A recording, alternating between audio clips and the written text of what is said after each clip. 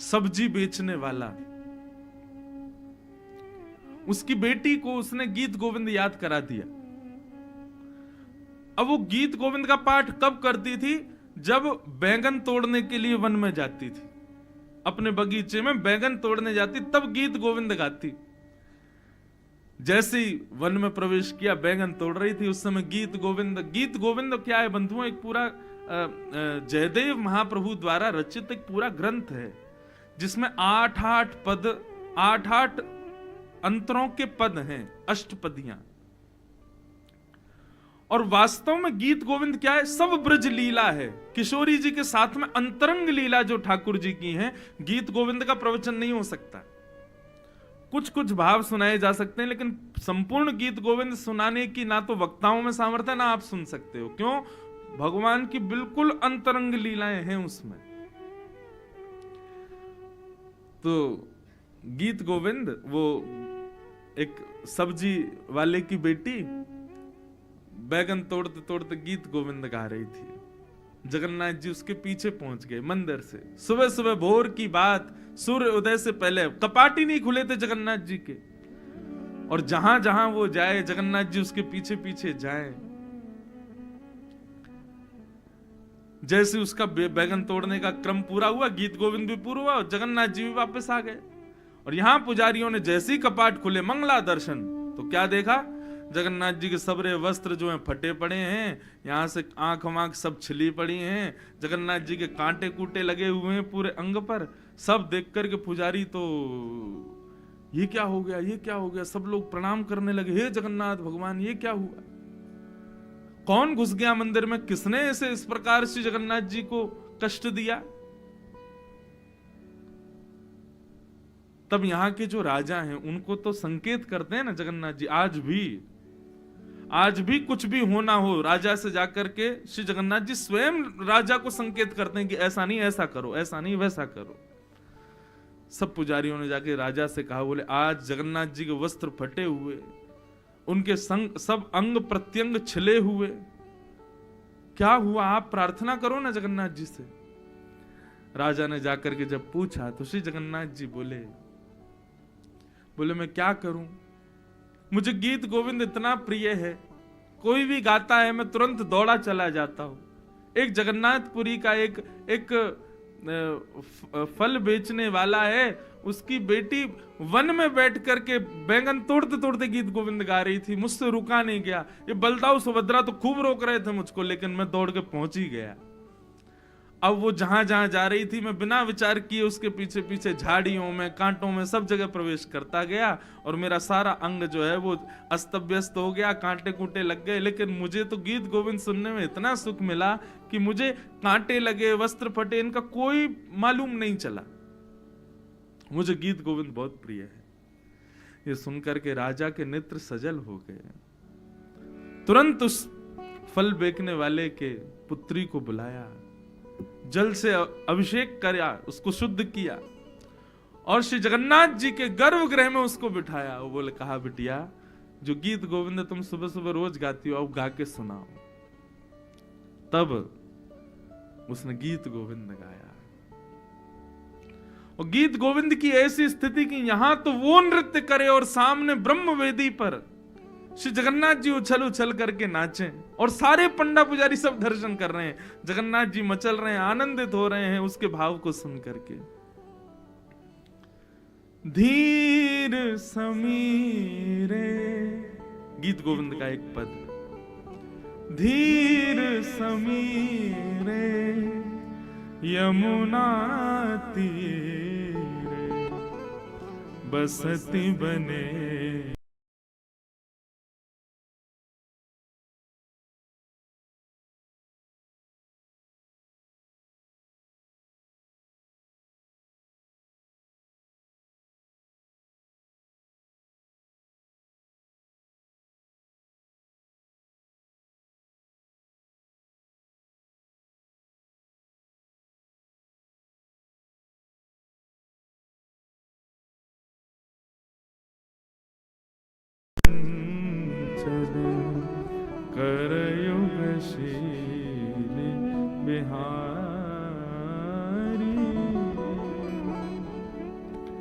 नाम समेतं कृत संकेतं वादयते मृदवेणुं बहुमनुते ननुते तनु संगत पवन चलित मपिरेणुं धीर समीरे यमुना तीरे बसत बने वनमाली पतति पतत्रे विचलति पत्रे शंकित भवदुपयानम् रचयति शयनं सचकित नयनं पश्यति तव पन्थानम् धीर समीरे यमुना तीरे बसति बने बनमाली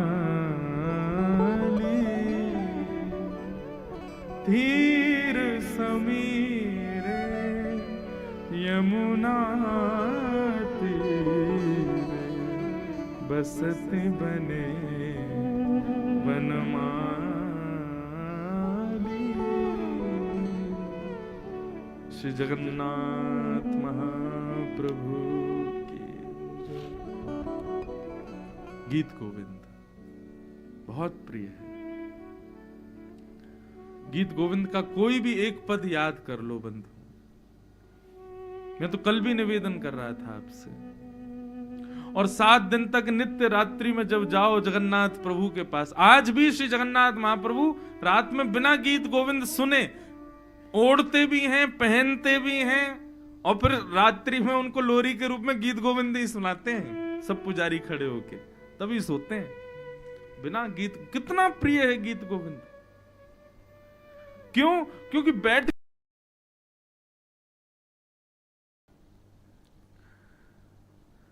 इसलिए बंधुओं कोई भी एक अष्टपदी याद कर लीजिए।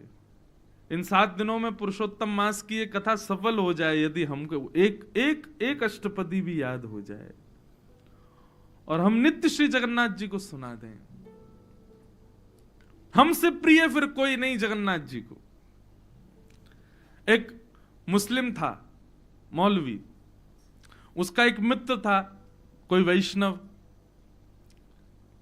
दोनों कहीं मित्र बन गए होंगे। अब दोनों में कभी कभी धर्म चर्चा होती थी, एक दूसरे के धर्म को लेकर के, पंथों को लेकर के बात होती थी। तो एक दिन उस मौलवी ने अपने वैष्णव उस मित्र से कहा,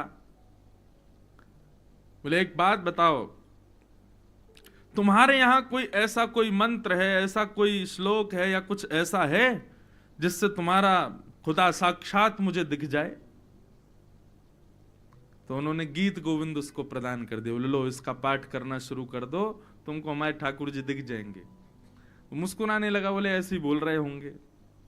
बोले बस एक काम करना। बोले क्या? बोले जब इसको लेकर के बैठो और इसका गायन करो, तब भाव से या प्रत्यक्ष रूप से एक खाली आसन लगा देना। उसने कहा क्यों? बोले क्योंकि ये जब तुम गाओगे ना तो हमारे जगन्नाथ जी, हमारे ठाकुर जी, राधा रमन जी निश्चित आएंगे वहां पर। भले ही तुम्हें दिखे ना, धीरे धीरे तुम्हारी भक्ति पुष्ट होगी तब तुमको देखेंगे, लेकिन तुम आसन बिना आसन लगाए कभी मत गाना। एक आसन सन्मुख या आसन नहीं हो तो एक भाव से कि मैंने यहां पर एक चौकी लगा दी है, ठाकुर जी अगर आप आओ तो बैठ जाना।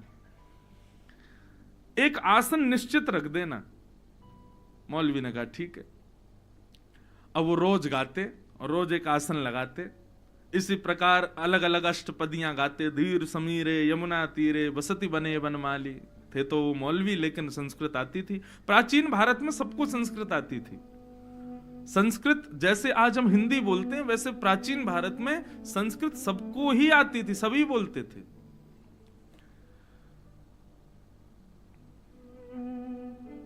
तो ऐसे वो रख करके गाते थे रोज। उनको ठाकुर जी दिखे तो कभी नहीं, लेकिन वो फिर भी उनका नियम जैसा बन गया, वो रोज गीत गोविंद का पाठ करने लगे। एक दिन वो कहीं उनको जाना था, बड़ा विलंब हो गया, और विलंब होने की वजह से वो गीत गोविंद का पाठ नहीं कर पाए। तो जैसे ही घोड़े पर बैठे कहीं जाने के लिए, तो चाबुक दे करके घोड़ा चलने लगा।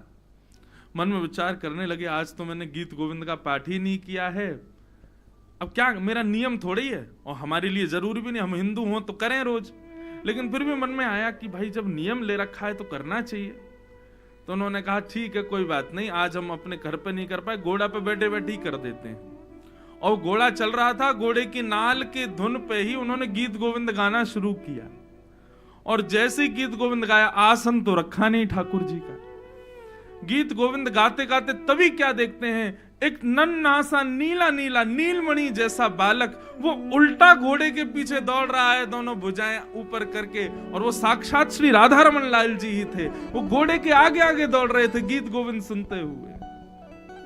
जैसे ही परम सुंदर बालक का दर्शन किया, अपना घोड़ा रोका, और जब देखा, बोले अरे बालक, तुम ऐसे उल्टे दौड़ रहे हो, इतनी गति से उल्टे दौड़ रहे हो, कौन हो?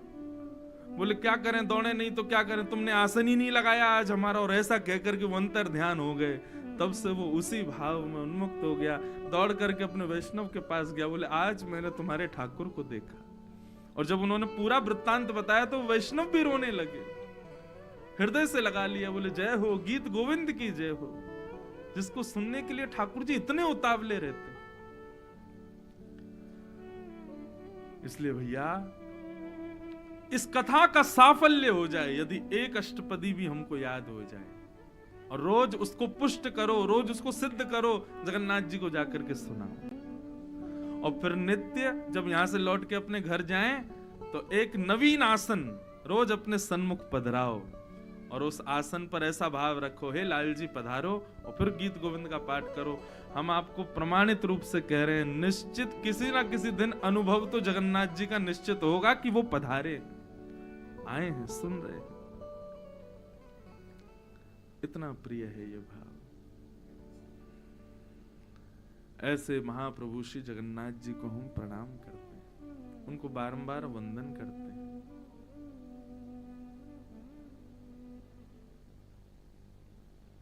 एक बार एक वैष्णव थे, जाने यहाँ के राजा थे शायद उस समय के, उन्होंने एक दूसरा गीत गोविंद बना दिया और सब जगह कहा कि इसको प्रमाणित मानो, यही है असली गीत गोविंद। जब उन्होंने ऐसा किया तो जगन्नाथ जी उनके स्वप्न में आ गए, और स्वप्न में भी महाराज नृसिंह बन करके आए और कहा कि खबरदार, जो मेरे गीत गोविंद को तुमने अपना, ये जयदेव महाप्रभु का जो गीत गोविंद वही मेरा प्राण है, तुम अपना ग्रंथ लिखो, उसमें कोई आपत्ति नहीं है, लेकिन वो तुम्हारा श्रेष्ठ है, उनका श्रेष्ठ नहीं है, ऐसा मत करो। यदि ऐसा करोगे तो हम नृसिंह बन करके, जैसे हिरण्यकश्यप का पेट विदरण किया, तुम्हारा भी कर देंगे। इतना प्रिय है। कहने का भाव, गीत गोविंद मतलब हमारे सब भक्तों के हृदय के भाव सब गीत गोविंद ही हैं, और वो श्री जगन्नाथ जी को प्राणों से भी प्रिय है। उनको सुनाओ, उनको जाके कुछ कहो, गाओ।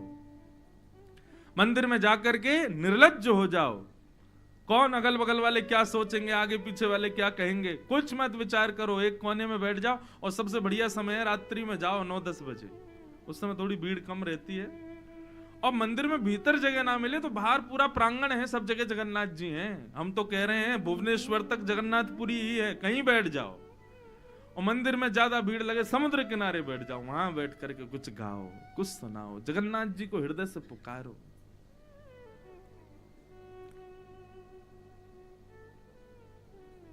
बहुत प्रिय है उनको।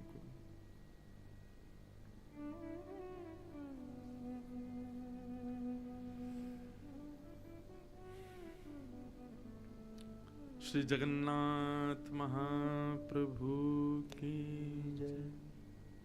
आओ कथा में भी प्रवेश करें, फिर बीच बीच में और कुछ भाव आएंगे जगन्नाथ जी के भक्तों के तो सुनेंगे।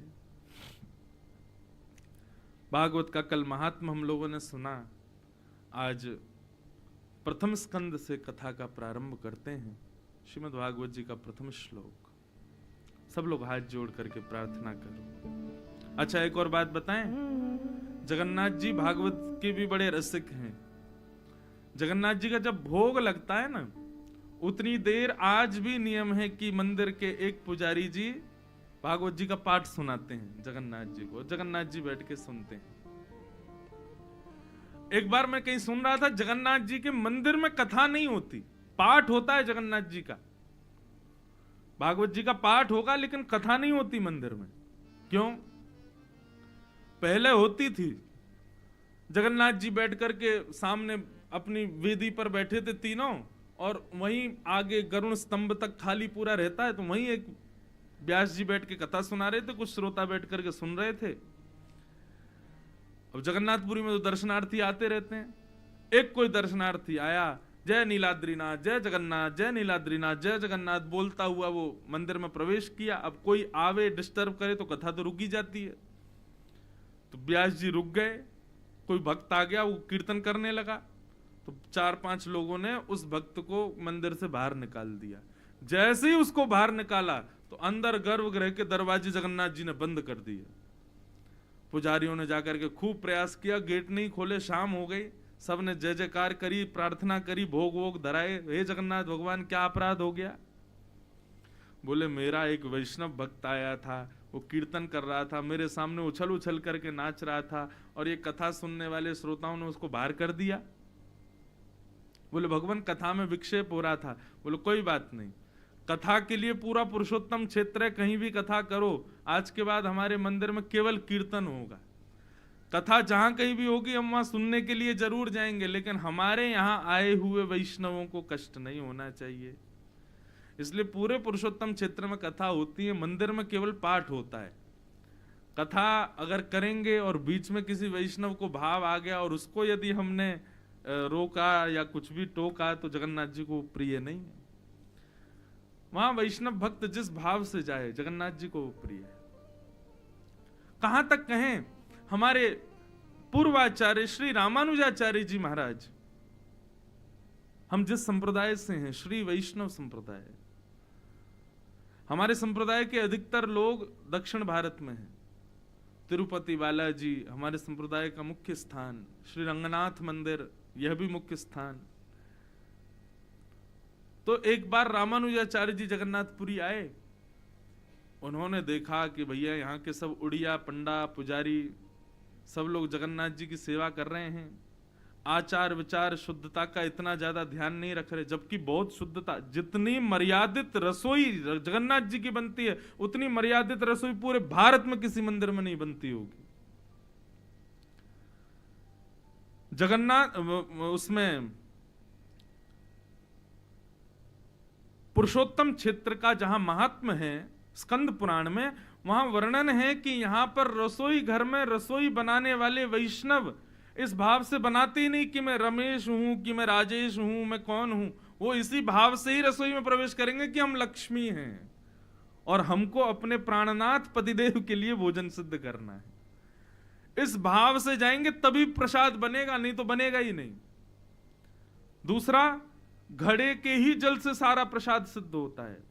बंधुओं देखो, जगन्नाथपुरी में सारे अपराध क्षमा हैं। आपके कितने भी अपराध हों सब क्षमा हो जाते हैं जगन्नाथपुरी में, केवल एक अपराध क्षमा नहीं होता और वो है प्रसाद छोड़ने का अपराध।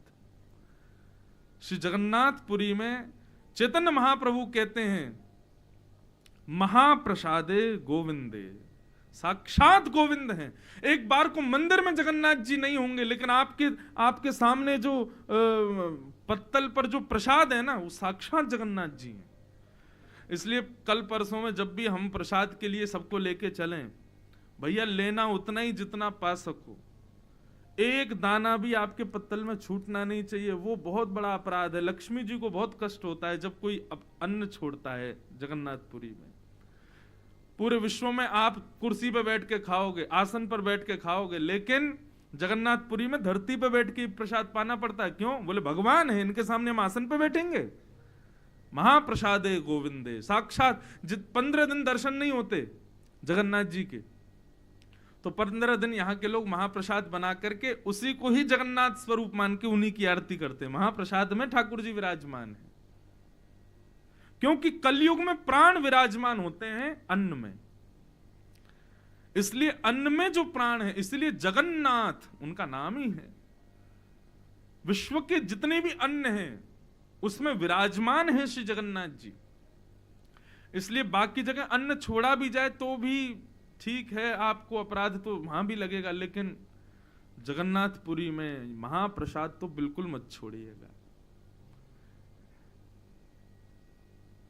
उसके पीछे कितने अपराध बताए जाते हैं। जो व्यक्ति यहाँ पर दाना छोड़ता है एक अन्न का भी, महाप्रसाद का, उसको पाने के लिए स्वयं देवता आते हैं फिर, और देवता आते हैं तो उसका कितना बड़ा पाप हम लोगों को लगता होगा कि हमारे झूठे अन्न को देवता पा रहे हैं।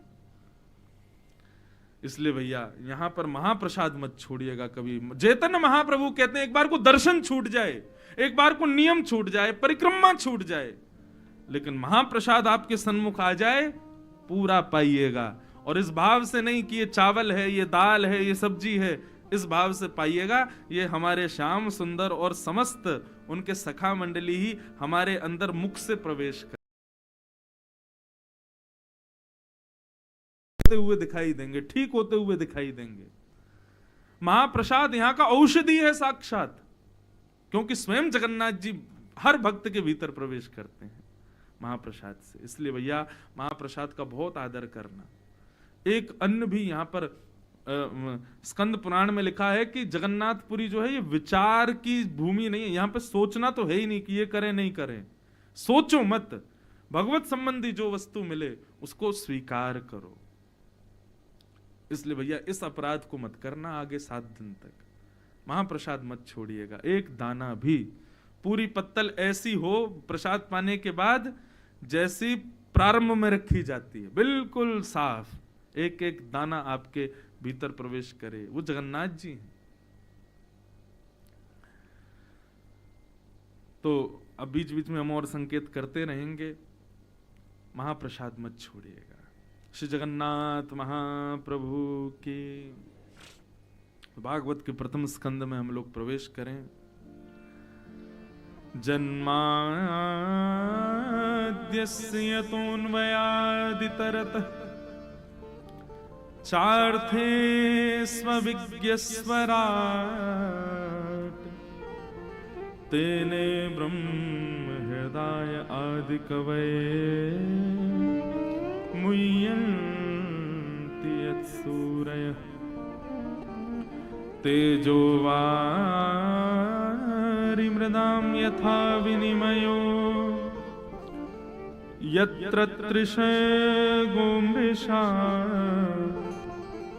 धाम्ना स्वेन सदा निरस्तकुहकं सत्यं परम धीमहि। भागवत का प्रथम श्लोक। जन्माद्यस्य यतोऽन्वयादितरतश्चार्थे स्वविज्ञस्वराट्। बहुत ध्यान से सुनिएगा।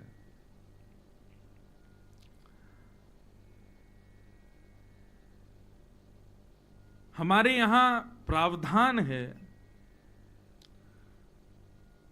कि किसी भी शुभ ग्रंथ का प्रारंभ जकारांत से नहीं किया जाता।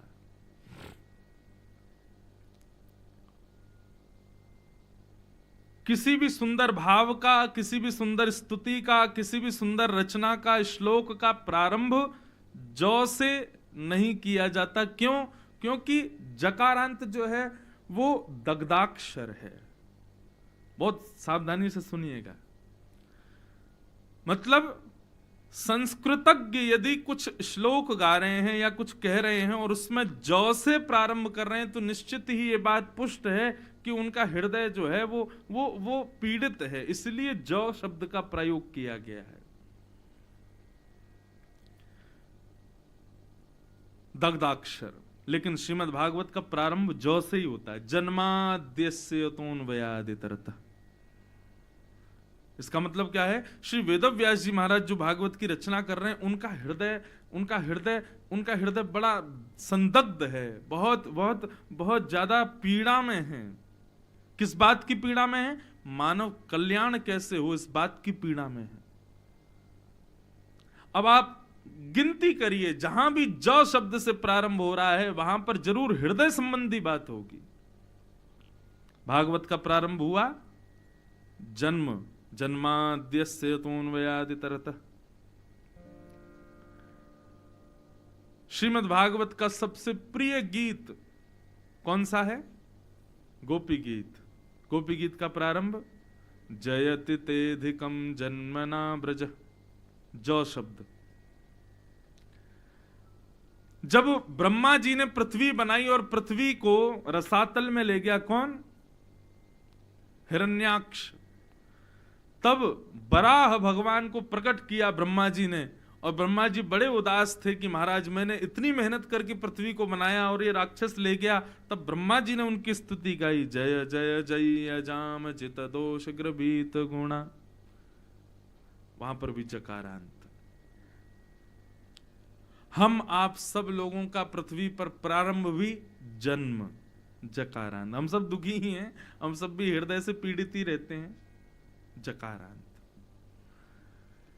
हम लोग जब वृंदावन जाते हैं तो वृंदावन में निश्चित ही कितने भी सुखी हों भैया, लेकिन किशोरी जी के सामने जाकर के बताते तो है ना कि भव सागर में हम आप सब लोग बह रहे हैं, हे किशोरी जी कृपा करो। तो वृंदावन जाकर के भी कहते हैं जय जय श्री राधे, वहां पर भी जकारांत।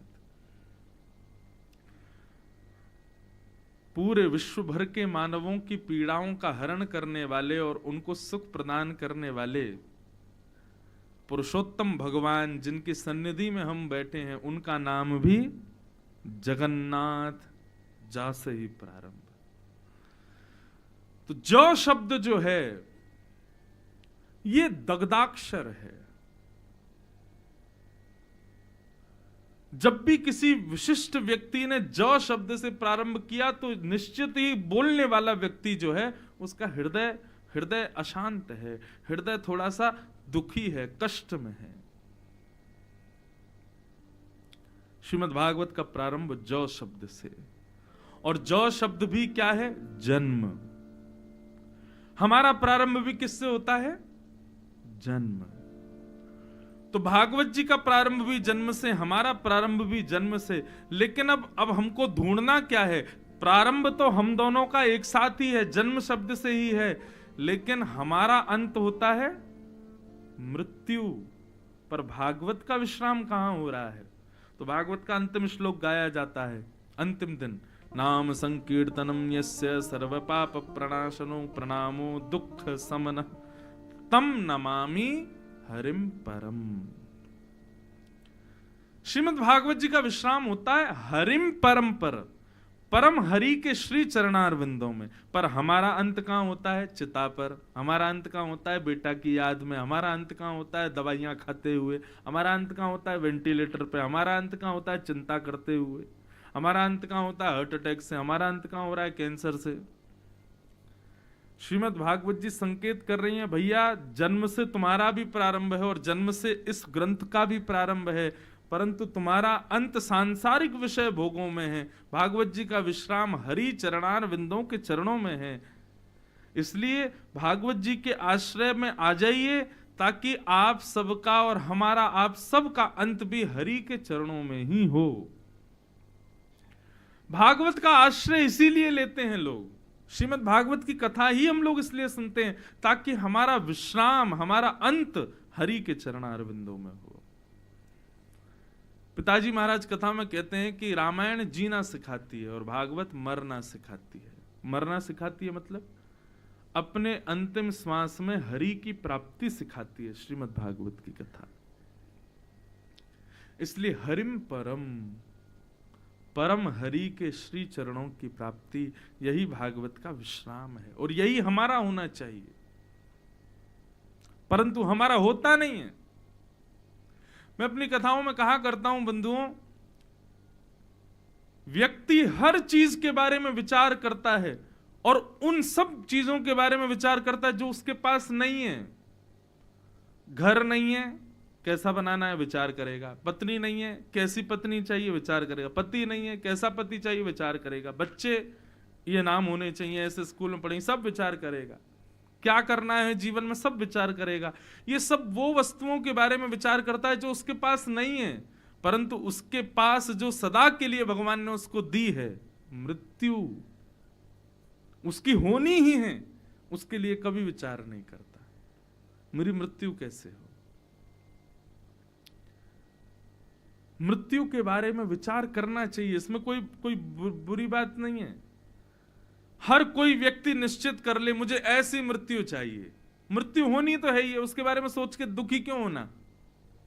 कैसी मृत्यु चाहिए अब आप विचार करो। पुरुषोत्तम क्षेत्र हो, श्री जगन्नाथ जी के सन्मुख में उनका दर्शन कर रहा हूं, उनका गीत गोविंद गा करके पाठ करूं, महाप्रसाद पाऊं, महाप्रसाद पा करके खूब जगन्नाथ जी के सामने आनंदित हो जाऊं, उसके बाद कथा सुनूं, महोदधि में जाकर के प्रणाम करूं, वहीं बैठ करके जगन्नाथ जी का ध्यान करूं और मेरे प्राण चले जाएं, ऐसा विचार। अंतिम स्थिति का विचार करना चाहिए। जैसा करेंगे वैसी मिलेगी, निश्चित मिलेगी। ठाकुर जी पूर्ण करते हैं, लेकिन कोई विचार तो करे। हम क्या विचार करें कि श्री जगन्नाथ जी के श्री चरणों का दर्शन कर रहे हों और उस समय प्राण त्याग दें। इतना तो करना स्वामी जब प्राण तन से निकले, गोविंद नाम लेकर जब प्राण तन से निकले। पीतांबरी कसी हो, मुखड़े पे कुछ हंसी हो, छवि मन में ये बसी हो, जब प्राण तन से निकले। इतना तो करना स्वामी जब प्राण तन से निकले। अपनी मृत्यु सुनिश्चित करो। और सुनिश्चित क्या करना है? हरि चरणार विंदों में हमारी मृत्यु। एक बात बताऊं, व्यक्ति जब अपना लक्ष्य सोच लेता है ना, तो फिर लक्ष्य के ही पथ पर चलने लग जाता है। मेरा लक्ष्य सिद्ध कैसे हो, उसके लिए जो क्रियाएं होती हैं वही करता है। अगर हमने अपने अंतिम समय के प्रति विचार कर लिया कैसा चाहिए, भगवत चरण अनुरागी होकर के हम प्राण त्यागें, तो पूरा जीवन भक्ति पथ का ही अनुगामी हम करें, हम भक्ति पथ के ही अनुगामी बने रहेंगे। क्यों? क्योंकि भगवत चरणार विंदों की प्राप्ति करनी है। इसलिए अंतिम श्वास जो है वो श्री राधा रमण जी के सन्मुख निकले, कथा सुनते हुए निकले, भगवत दर्शन करते हुए निकले। ये विचार कर लो, आपको कुछ नहीं करना, पूरा जीवन भक्ति में हो जाएगा। क्यों? फिर ठाकुर जी का दायित्व हो जाएगा। अंतिम श्वास में इसको ये चाहिए, उसके लिए जीवन भर इससे भजन करवाना पड़ेगा। अपने आप भक्ति पथ के अनुगामी आप बनते चले जाओगे।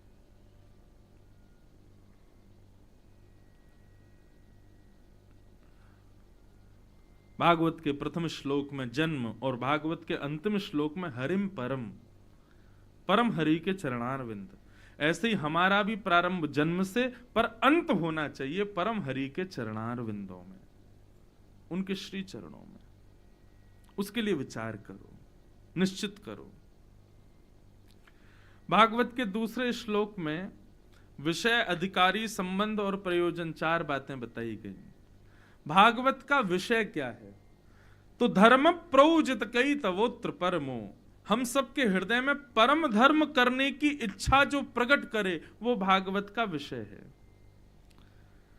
धर्म और परम धर्म में अंतर ये होता है, शरीर के सुख के लिए जो आप कर्म करते हो वो सब धर्म कहलाते हैं। आप व्यापार करते हो, फैक्ट्री जाते हो, ऑफिस में बैठते हो, दफ्तर जाते हो, ये सब धर्म है।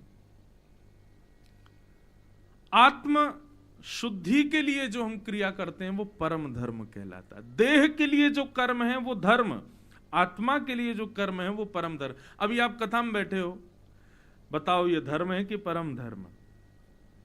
ये धर्म नहीं है, ये परम धर्म है। क्यों? क्योंकि देह के लिए यहां कुछ भी नहीं है, शरीर के लिए यहाँ पर कोई सुख सुविधा नहीं। वो बात अलग है कि हमने थोड़ी बहुत कर रखी है, बैठने के लिए कुर्सी है, एसी चल रहे हैं, तो ये थोड़ा बहुत तो देह को बिठाने के लिए हमने व्यवस्था करी है। बाकी देह सुख और कुछ नहीं है यहाँ पर। यहाँ पर सब कुछ जो भी आप सुन रहे हैं वो सब आत्म सुख के लिए है।